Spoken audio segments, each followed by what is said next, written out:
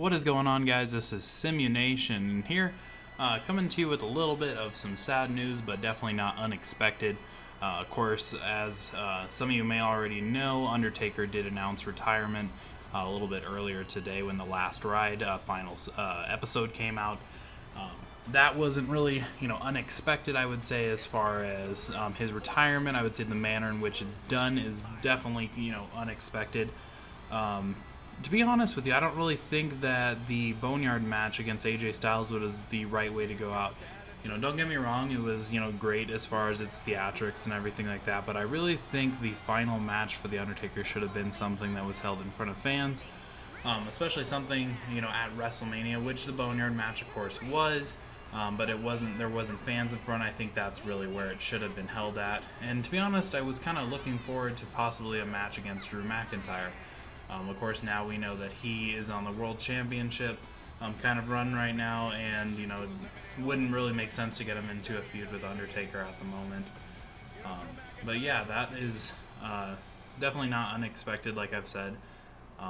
We kind of all saw it coming, of course, like his, in-ring skill and everything, and you can tell just, of course, with age and everything that he, it looked like he was ready. It was about time. For him to really hang it up. To be honest with you, I did think back at WrestleMania 34 when he went against Roman Reigns, I do think that you could tell that he had a lot of ring rust, couldn't do much then, and I think the way that they wrote him to be put out by Roman Reigns, I think it was like 3 or 4 spears that Roman Reigns did. And, eventually Undertaker just fell to it. I thought that honestly was the ending of it. I'm happy they didn't, because that was just pretty depressing to watch, especially for fans who are a little bit older, like myself. I'm not, older or anything, but I'm just not a child who doesn't quite understand it, only saw him, in a couple pay-per-views. Of course, I was watching when he was performing on the main shows and everything like that.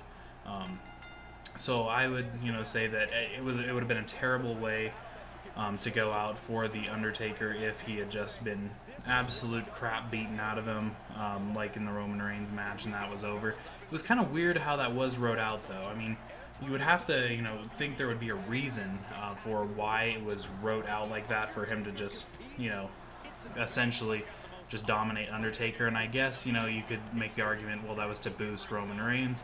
However, that did the exact opposite, as I remember the following night on Monday Night Raw, where Roman Reigns received the longest boo from a crowd in probably history. If I remember correctly, it was going on 10-11 minutes of just straight booing from the crowd. And he eventually just left in the camera, or of course the show went to commercial. So I'm not really sure what they accomplished by doing that. I think Roman Reigns has rebounded from that, but yeah, beating up on an absolute fan favorite like The Undertaker, whether or not he was a heel or not, a babyface, of course, in the actual production, you can't not like The Undertaker. If you're a WWE fan, you gotta admire and respect The Undertaker's work on whatever side he was being portrayed on. So I think, the wrestling world definitely took a massive blow at that news today, especially WWE. Obviously he wasn't performing, but maybe once, and even sometimes twice a year. I think last year he had a match at Extreme Rules or SummerSlam, one of the two, where he teamed up with McIntyre. I think it was against Shane McMahon and somebody else. I don't quite remember who it was. But yeah, no, you're not going to really notice much missing except for at WrestleMania. I think it definitely loses a lot of value with the loss of a yearly Undertaker match. So they're going to have to figure out something to kind of fill that. I definitely think as far as for the theme that The Undertaker goes after, which is definitely the darker side of things, I think the Fiend, Bray Wyatt, is starting to make his presence known as far as that goes.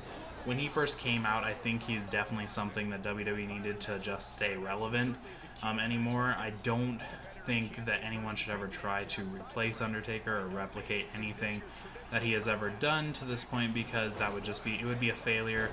You don't want to reinvent the wheel. If Bray Wyatt should try to be just that himself, Bray Wyatt, the Fiend, stay to that character. No one should ever try to replace Undertaker, because there's only going to be one of him, and any attempt afterwards would be just a cheap knockoff in my mind. And then, to cross over to, the game that I'm playing here in the background, it's, of course, Wwe 2K19, and it's going to be McIntyre versus, Undertaker here. And what I like to really discuss, and I definitely will make a separate video on this, but I've never actually played WWE 2K20. I watched videos on it, and that was enough for me to make the decision to never buy that game. And yeah, I'm pretty sure the reviews back that up as well. Just an absolute terrible game. I'm sure 2K just wants to forget that ever even happened. So that's why, of course, I'm playing 19 because I refuse to play 20. 2021's game, that should be probably at the forefront of WWE and 2K right now. Of course, I know they focus on their NBA game as well, but if they remotely want to keep the WWE game going, they are going to have to figure out how they come back from the disaster that was 2K20. I think they kind of need to model the game after, like SmackDown versus Raw 2009, 2010, 2011. Those were great games right there. Right now, if you release that game with, of course, updated graphics and rosters, it would be an absolute phenomenal hit. I think what you really need to look for, and this is, what I say across almost all games that I've reviewed and talked about their, the future games coming. What really needs to be taken care of, of course, is the career mode. I don't think too many people play Exhibition or NASCAR. They don't play Race Now. People don't really do that unless they got their buddy over and they're just playing quick things. So don't focus too much on that. Of course, they don't. In my mind, but I think you really need to focus on the career mode, and what WWE 2K needs to do is make kind of like that open backstage feel that they've attempted over the past couple titles. I've noticed a lot of lag and glitching going on. I think that's all 2K20 was a massive glitch. But even 2K19 and 2K18, there was just massive issues when you're running around backstage. It didn't look good. It was very linear, very repetitive, everything like that. I think you should be able to do things like walk up to really any superstar in the back and essentially start, a fight. What it kind of goes after right now is, of course, we know WWE is scripted and everything like that. And what the game really portrays is just that, a scripted thing where you're just told what to do. You don't really, pick. But that's not why we're playing the game. We're not playing the game to be actors. The game is being played because you think you're actually fighting in the game.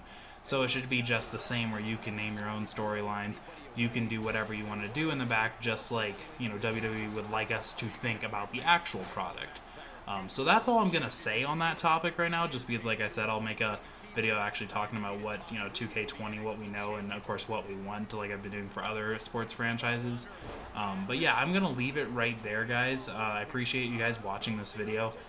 Definitely, leave in the comments some of your favorite Undertaker moments and what your favorite match was. In my mind, I love the Shawn Michaels versus Undertaker at WrestleMania. I definitely liked the WrestleMania 25 one a little bit more than 26, only because I was a huge Shawn Michaels fan, so it's kind of sad to see him go. But the match in 25 was just a phenomenal match. But yeah, leave in the comments which one your guys was the favorite. Of course, check out my other videos, leave a like and subscribe, all that stuff if you do enjoy the channel. But yeah, I appreciate you guys watching this video, and I will see you later. He's in far better shape than his opponent right now. Wow, can't believe the Undertaker got out of that one. Going for the run. Choke slam. That's what he was looking for, Michael. There may be no coming back from that slam, Cole.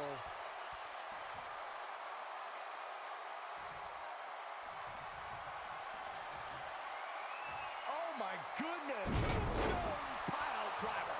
That should do it. Bold move going forward. His shoulders are down. 2, 3. The Undertaker wins. The Undertaker gets it done, folks. Well, they don't call it Extreme Rules for nothing, guys. Let's take another look. These guys showed flashes in this match, but flashes don't exactly set the world on fire, as these highlights show very well. This match wasn't exactly a barn burner, but we can't expect every superstar to be on their A game every time, I guess. You heard the ring announcer. This one's over. And here's your winner.